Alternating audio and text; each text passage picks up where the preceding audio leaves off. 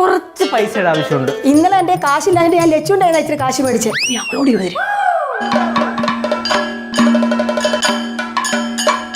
Merlin ചേച്ചിയെ കൊണ്ട് tour പോകാനായിരിക്കും. നിന്റെ പോക്കൊട്ടും ശരിയല്ല. കേശു, 2-3 ദിവസമായിട്ട് കേശുവിനെ പുറകെ കൂടി നടക്കുവാണല്ലോ. അമ്മൂമ്മയ്ക്ക് ഇന്ന് ചേട്ടൻ ഒരു ഗിഫ്റ്റ് തരുന്നുണ്ട്.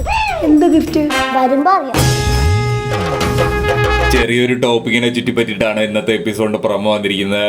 കേശു കാശ് മേടിച്ചിട്ട് എന്തോ അമ്മുമ്മയുടെ കാശ് മേടിച്ചിട്ട് എന്തോ ഒരു പണി ഒപ്പിച്ച് വെച്ചിട്ടുണ്ട്.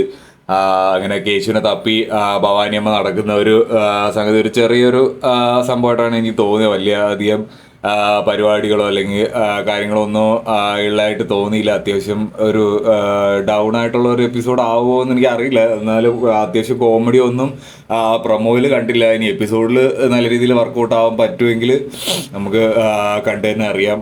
ട്രിപ്പിൻ്റെ എപ്പിസോഡൊക്കെ പലരും ഇപ്പോഴും ചോദിക്കുന്നുണ്ട്.